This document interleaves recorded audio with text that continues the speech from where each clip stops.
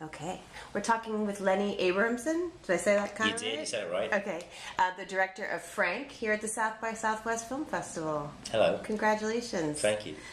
This was, you introduced it, or the person did yesterday, as a meta experience, since part of Frank takes place in a faux South by Southwest. That's right.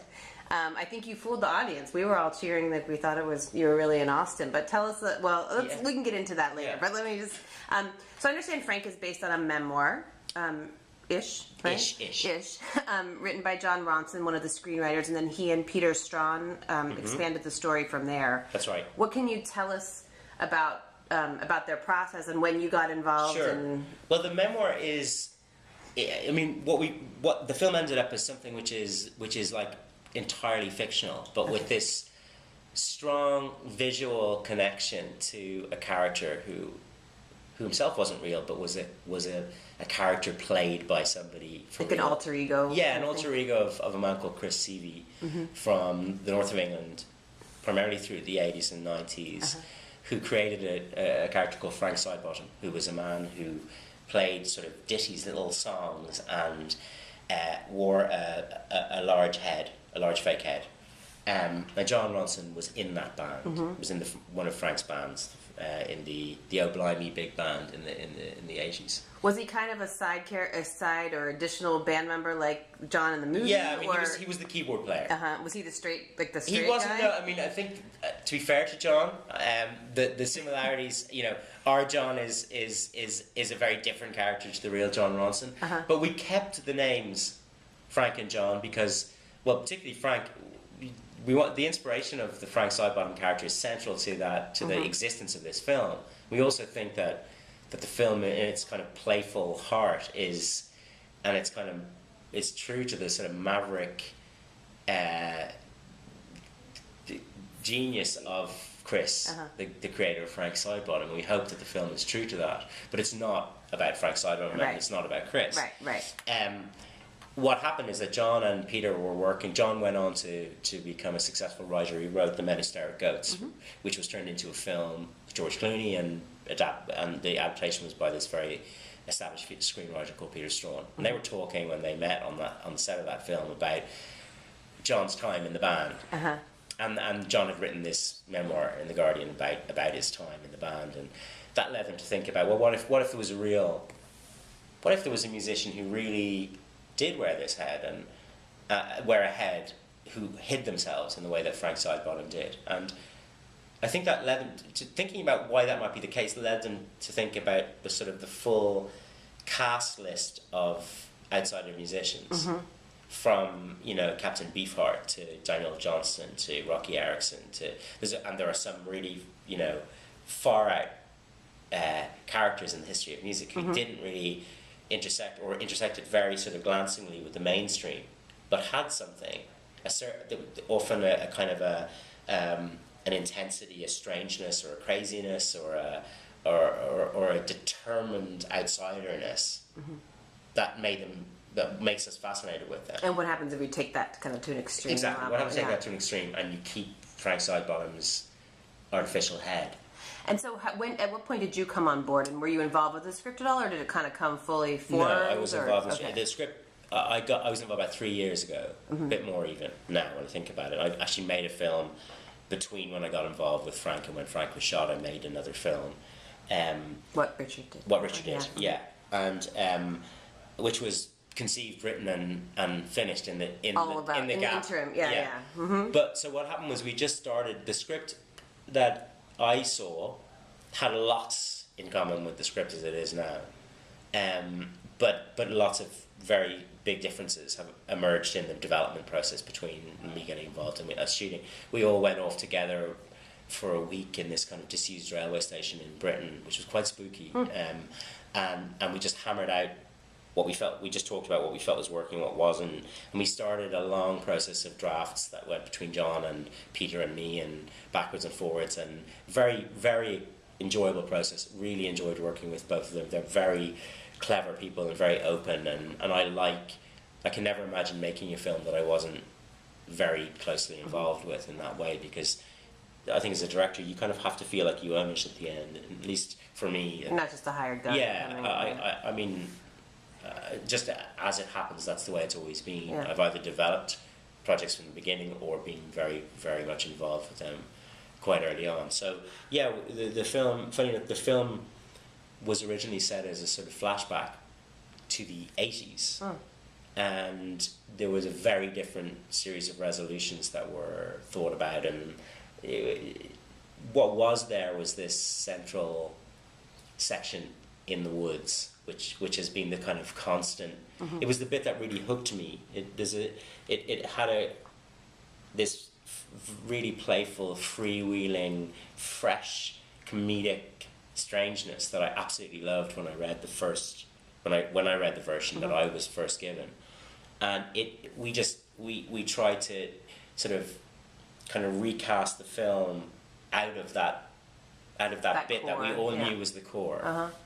Tell me, so I want to make sure I get to Fassbender. Sure. So when I interviewed Steve McQueen at Toronto, he told me that he wanted to make a musical with Michael Fassbender and that he could seriously sing, and he Absolutely can. And so, but you've kind of scooped him, I think, with here. I think so, yeah. Did you know about Fassbender's many talents, and how did you know that he was the one for the film?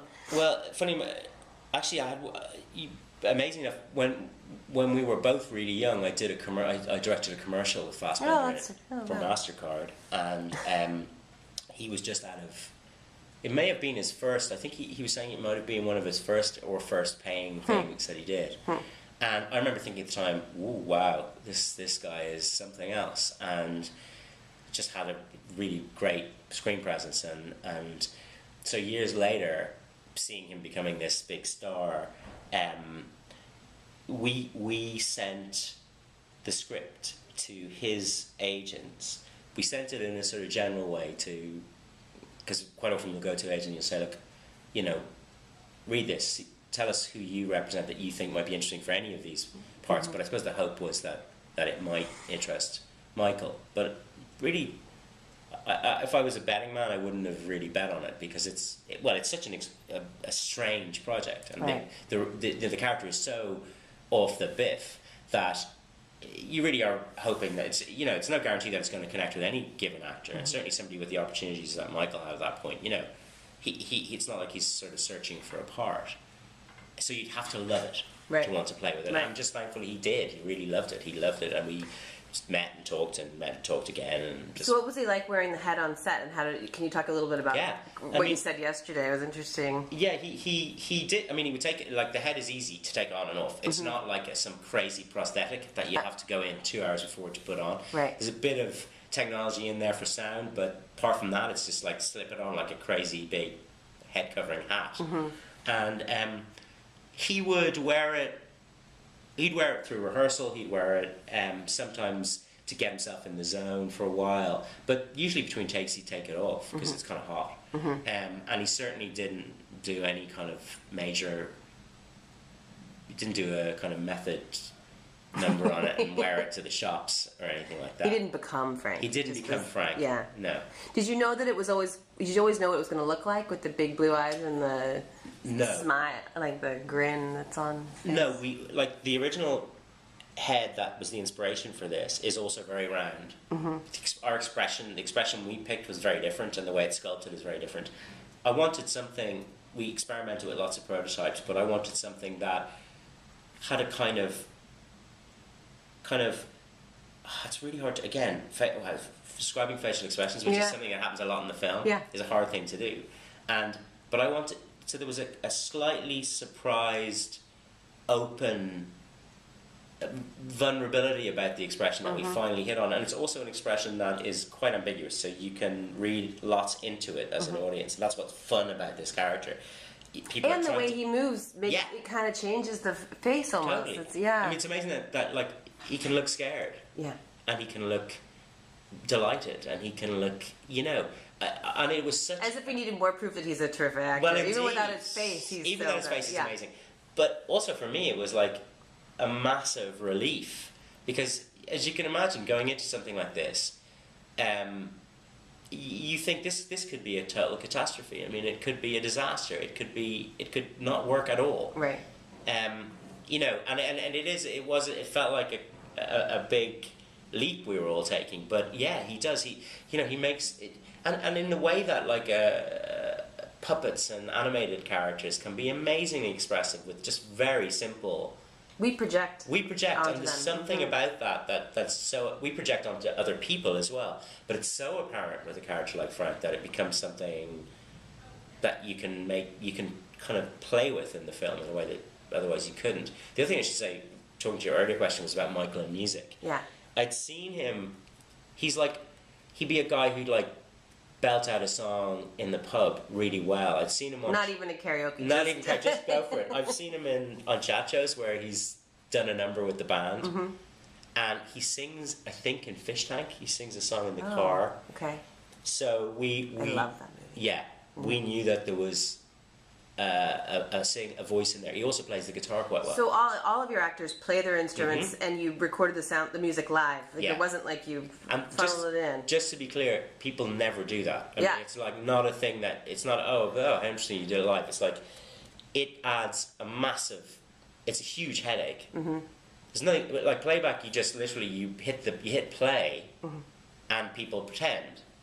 That's what you need. That's what always happens. That's what always happens because you can control that, and people don't have to get it right, and you don't. We had to. So we're recording the thing like film, or we're recording the audio like film people, but we're also recording the audio like we're doing a live concert. Yeah. Wow.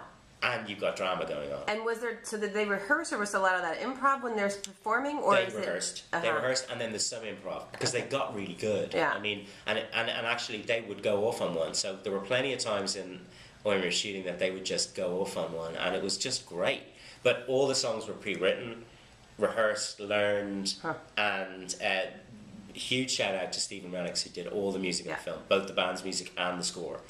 And he's done music with you for every film, yeah? Forever, yeah. And I think he's now going to get the attention that he deserves because it's such a hard job. Yeah. I mean, first of all, you've got to try and construct a sound for the band that the audience can see, this actually could be something popular. there. There's something there. Right. At the same time, you have to believe that they're obscure. Right.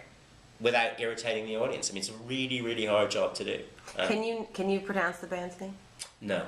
No, I can't. Storm for word. The band, given that we're creating this sort of a band with which you feel like there's a massive challenge to imagine them being a commercial success. Mm-hmm. The idea of the unpronounceable name that came so perfect. Yeah, it's funny. Yeah. I just want one more thing. Why were they American and not British? Why did you choose to do that? We wanted John, the Donald's character, who's the impressionable wannabe. Yeah. We wanted him to fall so much under the spell of Frank that for a British kid who loves music, America still remains the Nirvana, Mm-hmm.